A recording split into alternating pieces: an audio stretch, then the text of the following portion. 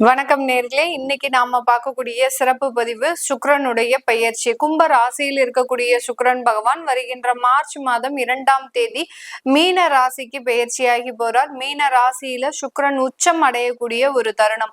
இந்த 26 நாட்களுக்கு சுக்கிரனாகப்பட்டவர் உச்சம் பெற்று ஒவ்வொரு ராசி என்பர்களுக்கும் உண்டான பலன்களை என்ன மாதிரியா கொடுக்க போறார்.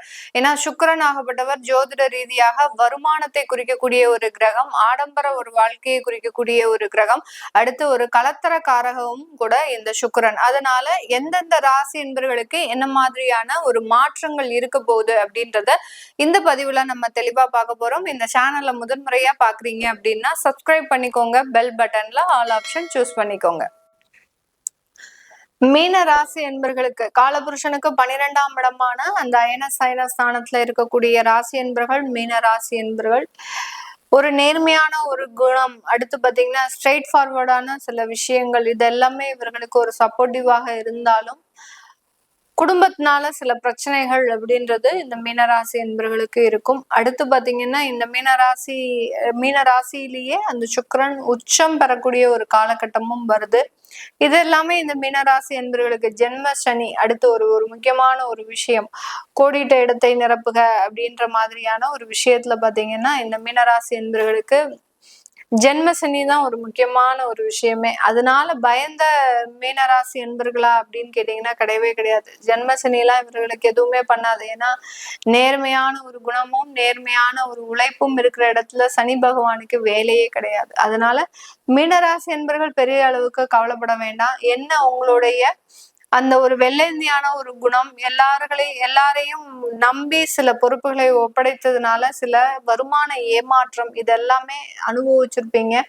அதுல இருந்தெல்லாம் கொஞ்சம் கொஞ்சமாக மீண்டெழ முடியுமா அப்படின்ற ஒரு கேள்விகள் இருக்கும். இந்த மீனராசி என்பவர்கள் பெருமளவு அந்த ஜாதக ரீதியான விஷயங்களை நம்புவதை விட மற்றவர்கள் மீது நம்பிக்கை அதிகமாக இருக்கும். எப்படியாவது நமக்கு அவங்க சரியாயிடுவாங்க அப்படின்ற ஒரு நம்பிக்கை இருக்கும்.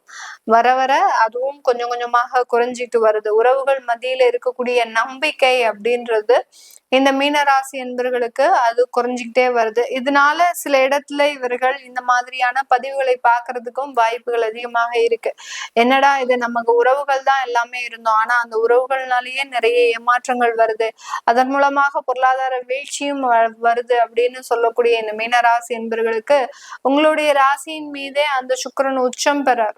உபஜய ஸ்தானாதிபதி, அடுத்து அஷ்டமாதிபதி. அங்க ஒரு கவனிக்க வேண்டிய ஒரு விஷயம் என்ன அப்படின்னு கேட்டீங்கன்னா, அஷ்டமாதிபதி உச்சம் பெற போறார். அந்த உச்சம் பெறதுனால ஏதாவது ஒரு பிரச்சனையை நீங்களே வம்ப விலக்கி வாங்கக்கூடிய ஒரு தருணமாக இருக்கும். அதுவும் வாலண்டரியா போய் எனக்கு இந்த பிரச்சனை வேணும் அப்படின்ற மாதிரியாக ஏதாவது ஒரு ரிஸ்க் எடுக்கக்கூடிய ஒரு தருணமாக தான் இருக்க போது இந்த மீன ராசி என்பவர்களுக்கு. பிரச்சனைனா என்ன, எல்லாமே ரிஸ்க் தான்.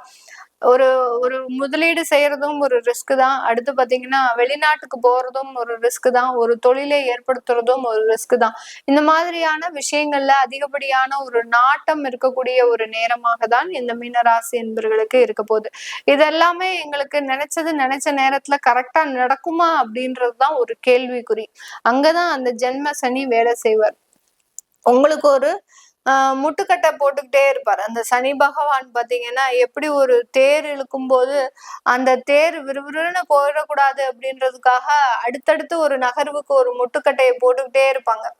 அந்த மாதிரியாக அந்த ஜென்ம சனி அப்படின்றது இவர்களுடைய வாழ்க்கையில ஒரு வளர்ச்சிகள் ஃபாஸ்டா வரக்கூடாது அப்படின்றதுக்காக கண்டிப்பாக அந்த இடத்துல ஒரு முட்டுக்கட்டையை போட்டுக்கிட்டே இருப்பாரு சனி பகவான். அதனால ஒவ்வொரு இடத்துலயும் ஒரு நிதானத்தோடு சில முடிவுகளை எடுக்க வேண்டிய ஒரு அவசிய சூழ்நிலையில இந்த மீனராசி என்பர்கள் இருக்கிறாங்க. இதுல இந்த சுக்கிரன் உச்சம் பெறக்கூடிய ஒரு காலகட்டம் ஒரு 26 நாட்களுக்கு வர்றார். அப்படி இருக்கும்போது உங்களை தேடி ஒரு சில இன்வெஸ்டர்ஸ் வரக்கூடிய ஒரு நேரம், அவர்களை நம்பி நீங்க ஒரு சில இடத்துல ப்ராஜெக்ட்ஸை நீங்க போடக்கூடிய ஒரு டைமாக இருக்கும். அதனால நிறைய வளர்ச்சிகள் இருக்குமா அப்படின்னு கேட்டீங்கன்னா ரொம்ப கேர்ஃபுல்லா ஒவ்வொரு இடத்துலயும் காலடி பதித்து எடுத்து வைக்கணும். ஏன்னா இதுக்கு ஒரு சுய ஜாதகம் உங்களுக்கு ஒரு சப்போர்ட்டிவா இருக்கும். உங்களுக்கு இப்போ ஒரு 4ஆம் இடத்துல இருந்து திசை நடத்துறது, ஒரு 2ஆம் இடத்துல இருந்து ஒரு திசையை நடத்துது அப்படின்னா நீங்க கண்ணை மூடிக்கிட்டு சில விஷயங்கள்லாம் செய்யலாம். இதே இது 6, 8, 12ல இருந்து திசை நடத்துது அப்படின்னாலே கொஞ்சம் கவனமா இருக்கணும். கொஞ்சம் இல்ல, ரொம்பவே கவனமா இருந்து இந்த இடத்துல பெரிய முயற்சிகளை இந்த மீனராசி என்பர்கள் செய்யக்கூடாது. செய்தார்கள் அப்படின்னா அதனால சில பிரச்சனைகளை அனுபவிக்கக்கூடிய இந்த ஒரு 26 நாட்கள் ரொம்ப ஃப்ரூட்ஃபுல்லா இருக்கும். நீங்க நினைச்சதெல்லாம் சாதிச்ச மாதிரி இருக்கும். உங்களுடைய கையில பணப்புழக்கங்கள் அதிகமாக இருக்கும். ஆடம்பர வசதிகள் இருக்கும். ரொம்ப லக்ஸுரியான கார்ல போயிட்டு வர்றது இந்த மாதிரியாக எல்லாம் இருக்கும். நீங்க நினைத்த பொருட்களை வாங்கக்கூடிய ஒரு அமைப்பாகவும் இருக்கும். 27வது நாள் எல்லாமே சப்ஜாடா அப்படியே குறைய ஆரம்பிச்சு. சுக்கிரன் டாட்டா பை பை காமிச்சிட்டு போயிட்டே இருப்பார். அடுத்து உங்களோட இருந்து பிரயாணிக்க போகக்கூடியவர் அந்த சனி பகவான் மட்டுமே. சுக்கிரன் வந்ததுபடி வந்து போய்கிட்டே இருப்பார். ஆனா சனி பகவான் தான் உங்களுக்கு நிறைய பாடங்களை கற்பிக்கக்கூடிய ஒரு நபராக உங்களுடைய ராசி மீது பயணிச்சுக்கிட்டு இருக்கார். அதனால ரொம்ப ஒவ்வொரு இடத்துலயும் கெடுதலான தசாபுத்தி நடந்தது அப்படின்னா மிகப்பெரிய அளவுக்கு முயற்சிகள் செய்யாமல் இருக்கிறத அப்படியே நடத்திட்டீங்க அப்படின்னா ஒரு மிகப்பெரிய ஒரு வெற்றியை அடைந்துருவீங்க. மிகப்பெரிய ஒரு வருமானத்தை அடைந்துருவீங்க.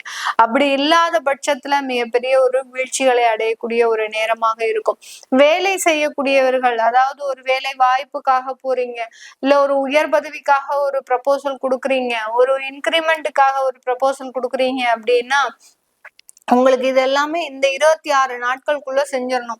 எதெல்லாம் நீங்க அப்ளிகேஷன் போடணுமோ அது எல்லாத்தையும் அப்ளிகேஷன் போட்டுடணும். இந்த இடத்துல நான் அப்ளிகேஷன் போடுறேன், எனக்கு வேலை வாய்ப்பு கிடைக்கிற மாதிரி இருக்கு அப்படின்னா உடனே இந்த மார்ச் மாதத்துல போட்டுடணும். எனக்கு இந்த இடத்துல வருமானம் வரணும், ஒரு இன்கிரிமெண்ட் வரணும், ஒரு ப்ரமோஷன்ஸ் வரணும் அப்படின்னா அதற்குண்டான ப்ரப்போசல்ஸை உங்களுடைய உயரதிகாரிகள் கிட்ட கொடுத்துடணும்.